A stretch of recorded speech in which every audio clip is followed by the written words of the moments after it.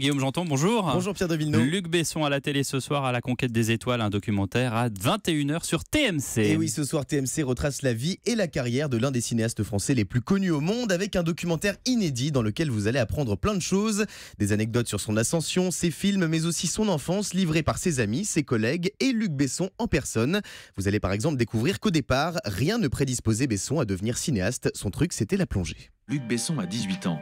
Lors d'une plongée, ses sinus explosent. Sa vue se brouille, mais il remonte à la surface coûte que coûte. Le verdict est sans appel.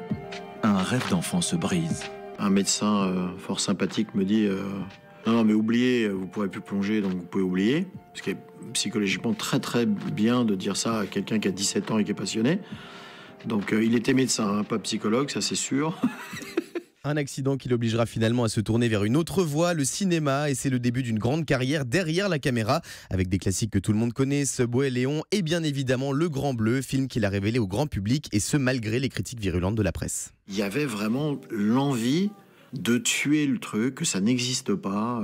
Ça, c'est pas Cannes, c'est pas nous, c'est pas la France, c'est pas le cinéma français, c'est en anglais, c'est qui ces acteurs, c'est qui ce mec, mais pour qui il se prend. Tout le monde était persuadé que on cachait le film, qu'on voulait pas le montrer, qu'il y avait une espèce de jeu comme ça. Il n'y avait aucun jeu de rien.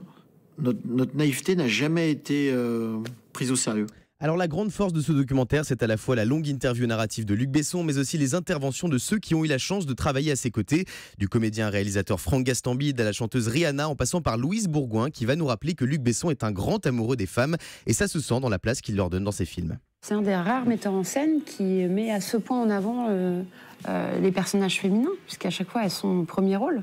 Chaque fois des femmes très fortes, très athlétiques, qui sont écrites comme pour un homme. Il n'y a pas de différence. Elle a raison, que des héroïnes dans les films de Besson. Nikita, une femme, Lucie, une femme, Taxi, une Peugeot. Alors il ne faut pas rater ce documentaire parce qu'il est à la fois très bien produit avec de belles images, des intervenants prestigieux, ce qui est plutôt rare sur la TNT.